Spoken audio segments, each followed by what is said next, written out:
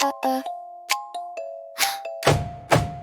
polar bear named Justin, with fur snowy white, was napping in the shipping crate throughout the Arctic night. The workers didn't see him there, tucked in beside the fish, and being sent to distant lands was not his winter wish.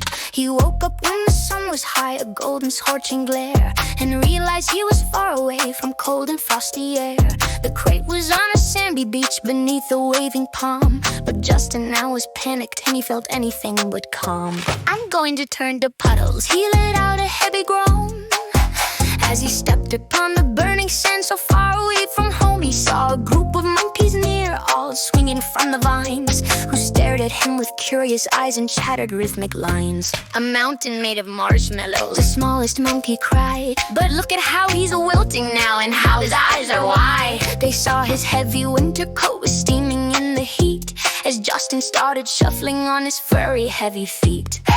The monkeys were a clever bunch, led by a chimp named Mo, who knew a thing or two of how to make the water flow. "We cannot let this giant melt," he signaled to his crew. "We need to build a cooling room, and that is what we'll do."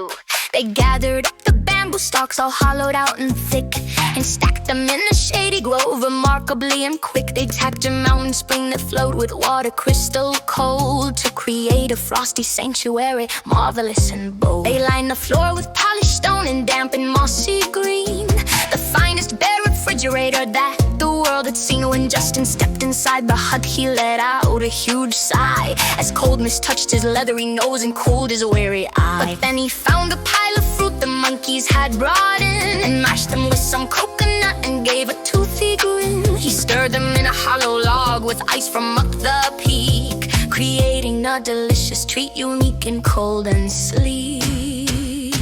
Now if he handed out the frozen bowls to every thirsty guest, who claimed that Justin's ice fro was easily the best. The mango chili sorbet and the pineapple cream fulfilled the island's sweetest and most icy-hearted dream. Didn't need the frozen north or icebergs in the bay when he could make the jungle cool in such a tasty way. The bear who feared the melting sun was now the island's king, with all the frozen happiness a polar bear could bring.